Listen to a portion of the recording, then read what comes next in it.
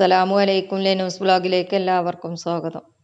ഇന്നത്തെ സ്പെഷ്യൽ റെസിപ്പിക്ക് വേണ്ടിയിട്ടുള്ളത് ഞാൻ 1/2 കിലോ അരി നന്നായി കഴുകി ക്ലീൻ ചെയ്ത് ഒരു 4 മണിക്കൂർ കുതിർത്ത് വെച്ചതിന് ശേഷം ഞാൻ മിക്സിൻ്റെ ജാറിലേക്ക് ഇട്ട് കൊടുക്കുകയാണ്.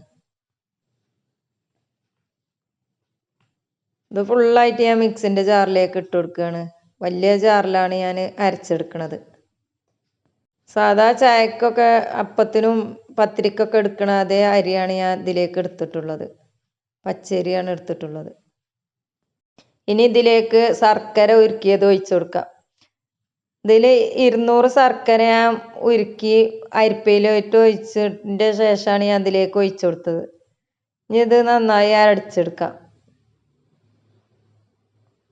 ഇതിപ്പോൾ ഞാൻ ഫുള്ളായിട്ട് അരച്ചെടുത്തിട്ടില്ല, പകുതി മുക്കാൽ ഭാഗം മാത്രമേ അരച്ചെടുത്തിട്ടുള്ളൂ. ബാക്കി ഇനി ഇതിൽ ചേരുവകൾ ചേർത്തതിൻ്റെ ശേഷം അരച്ചെടുക്കാം. 1 കപ്പ് ആട്ടപ്പൊടിയാണ് ഞാൻ ചേർത്ത് കൊടുക്കുന്നത്. ഇതിന് പകരം മൈദപ്പൊടി കുറച്ച് ചേർത്ത് കൊടുത്താലും മതി. ആട്ടപ്പൊടിയാണ് ഒന്നുകൂടി നല്ലത്.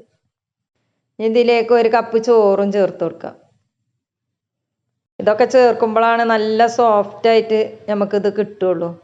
ഇതിലേക്ക് ബാലൻസ് ചെയ്യാൻ 1/2 ടീസ്പൂൺ ഞാൻ പഞ്ചസാര ചേർത്ത് കൊടുക്കുകയാണ്. മധുരം ബാലൻസ് ചെയ്യാനും വേണ്ടിയിട്ടാണ്. പിന്നെ 1 നുള്ളു ഉപ്പും ചേർത്ത് കൊടുക്കാം.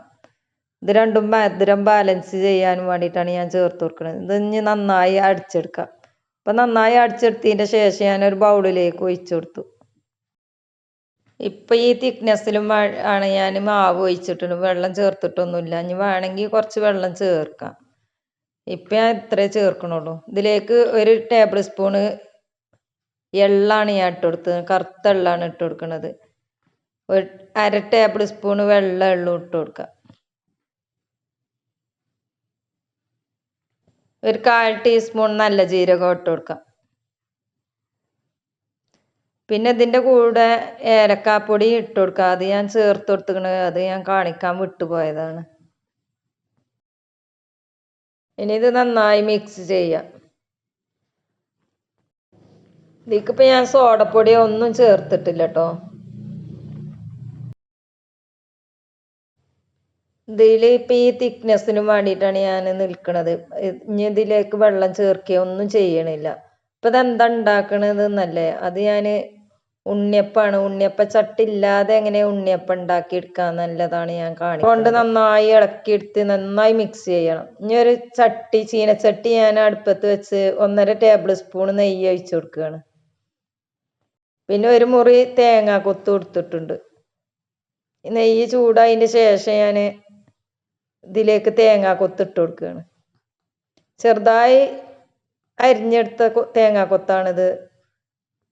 തേങ്ങാക്കൊത്ത് നല്ല മൂത്ത തേങ്ങാക്കൊത്താണ് ഏറ്റവും നല്ലത് ഇതിലേക്ക്. അപ്പോഴാണ് കടിക്കുമ്പോഴൊക്കെ നല്ല ടേസ്റ്റ് കിട്ടുക. കുറേ പേർക്ക് ചട്ടില്ലാത്തതൊക്കെ ഉണ്ടാവും. ഉണ്ണിയപ്പത്തിന് ചട്ടില്ലാത്തവരൊക്കെ ഉണ്ണിയപ്പം എങ്ങനെ ചുടുകയെന്ന് കരുതി വിഷമിക്കൊന്നും വേണ്ട. ഇതേപോലെ ഉണ്ടാക്കിയെടുത്താലും ഉണ്ണിയപ്പാവും. അതേ രീതിയിൽ തന്നെ നമ്മൾ ചട്ടിയിൽ ചുട്ട അതേ രീതിയിൽ തന്നെ നമുക്ക് ഉണ്ടാക്കിയെടുക്കാൻ പറ്റും ചെയ്യും. ഇതൊരു 1/2 മണിക്കൂർ മുതൽ 1 മണിക്കൂർ വരെ റെസ്റ്റ് ചെയ്യാൻ വെക്കണതിന് കുഴപ്പമൊന്നുമില്ല. ഇതേപോലെ തന്നെ ചുട്ടെടുത്താലും കുഴപ്പമൊന്നുമില്ല, നന്നായി പൊങ്ങി വരും ചെയ്യും. ഇപ്പം നമ്മൾ നാളികേരം നന്നായി മൂത്ത് വന്നിട്ടുണ്ട്. ഞാൻ ഇതിലേക്ക് കോരി ഒഴിച്ചു കൊടുക്കുകയാണ് മാവിലേക്ക്.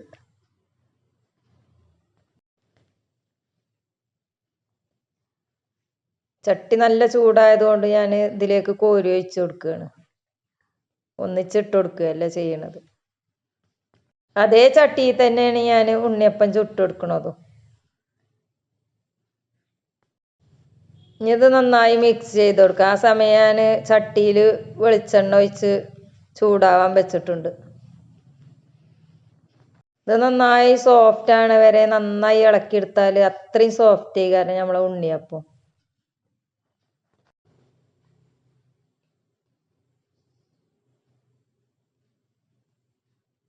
ഇതേപോലെ തന്നെ മിക്സ് ചെയ്തെടുത്താൽ നല്ല സൂപ്പറായി കയറും. ഇത് ഇഷ്ടപ്പെടുകയാണെങ്കിൽ ഒരു ലൈക്ക് തരിക. സബ്സ്ക്രൈബ് ചെയ്യാത്തവരാണെങ്കിൽ പ്ലീസ് ഒന്ന് സബ്സ്ക്രൈബ് ചെയ്ത് സപ്പോർട്ട് ചെയ്യുക. ഇത് എല്ലാവർക്കും ഒന്ന് ഷെയർ ചെയ്ത് കൊടുക്കുക, കുടുംബത്തിനും കൂട്ടത്തിനും.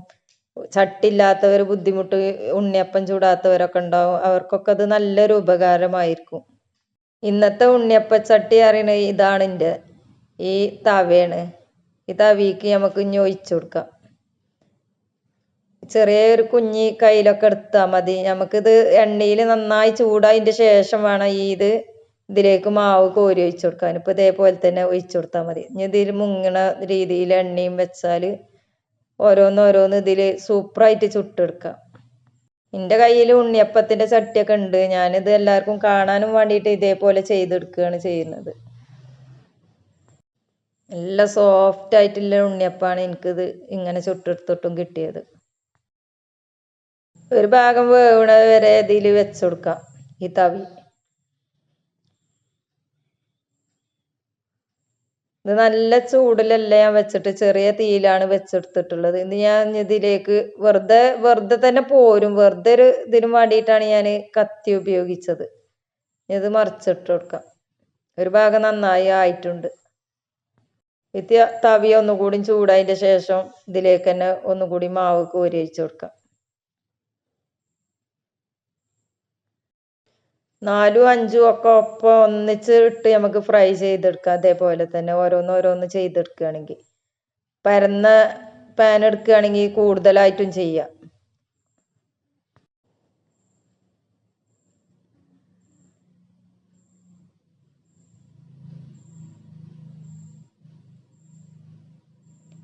ഉണ്ണിയപ്പത്തിൻ്റെ അതേ ഷേപ്പിൽ തന്നെ നമുക്ക് ഇങ്ങനെ ചെയ്താൽ കിട്ടും. ഇപ്പോൾ ഒരു മീഡിയം ഫ്ലെയിമിലാണ് ഞാൻ വെച്ചിട്ടുള്ളത്. ഹൈ ഫ്ലെയിമിൽ വെച്ചാൽ നമുക്ക് എന്താ വെച്ചാൽ പെട്ടെന്ന് കരിഞ്ഞു പോവുള്ളൂ. അപ്പോൾ ഇതൊന്ന് ആയിട്ടുണ്ട്. ഞാനിത് വാങ്ങുകയാണ്.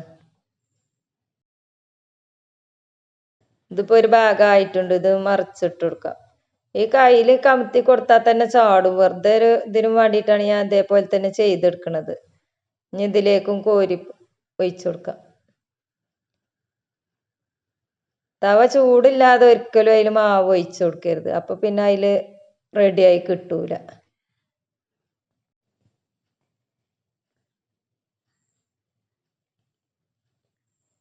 ഇതിപ്പോൾ ഒരു ഭാഗം ശരിക്കും ആവണീൻ്റെ മുന്നേ തന്നെ ഞാൻ എടുത്തു. അങ്ങനെ എടുക്കുകയാണെങ്കിൽ അത്ര ഷേപ്പിൽ കിട്ടൂല, റെഡിയായി കിട്ടൂല. അത് ഞാനൊന്ന് അർജൻറ്റ് കൂട്ടിയതാണ്. ഇതിലേക്കും കോരി ഒഴിച്ചു കൊടുക്കാം.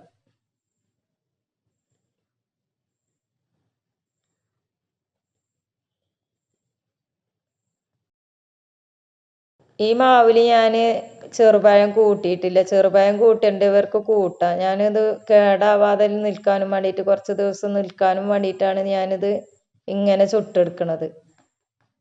ചെറുപഴം കൂട്ടിയാൽ ഒന്നുകൂടി വേറെ ടേസ്റ്റായി വരും. ഇതിപ്പോൾ ഞാൻ ഏകദേശം 3/4 ഭാഗം ചുട്ട് കഴിഞ്ഞതിന് ശേഷമാണ് ഇപ്പോൾ ഇത് ലാസ്റ്റ് ഫൈനലായി കേട്ടോ. ഈ വീഡിയോ ഗൾഫിൽ നിൽക്കുന്നവർക്കൊക്കെ ഉണ്ണിയപ്പച്ചട്ടി ഇല്ലാത്തവർക്കൊക്കെ നല്ലൊരു യൂസ്ഫുൾ ആകുന്ന ഒരു വീഡിയോ ആണ് ഞാൻ ഈ കാണിക്കുന്നത്. ഇപ്പോൾ നല്ല ഷേപ്പിൽ വേണമെങ്കിലും കിട്ടും. ഇപ്പോൾ ഞാൻ ചുട്ട് ഫുള്ള് കഴിഞ്ഞതിന് ശേഷമാണ് ഈ കാണിക്കണത്. കണ്ടോ, ഫുള്ള് ഉണ്ണിയപ്പത്തിൻ്റെ അതേ രീതിയിൽ തന്നെയാണല്ലോ എനിക്ക് കിട്ടിയിരിക്കണത്. നല്ല സോഫ്റ്റുമാണ്. ഉള്ളു നന്നായി വന്നിട്ടുണ്ട്. ഞാനത് ഇതിൻ്റെ ഉള്ളൊന്ന് കാണിച്ചു തരാം. നല്ലോണം സൂപ്പറായിട്ട് വെന്തിട്ടുണ്ട്. കാണുമ്പോൾ തന്നെ അറിയാം. അതും നല്ല സോഫ്റ്റായിട്ടും. അടുത്ത വെറൈറ്റി വീഡിയോയുമായി കാണാം ഇൻഷാ അല്ലാഹ്. അടുത്ത വീഡിയോയുമായി കാണാം. ബൈ.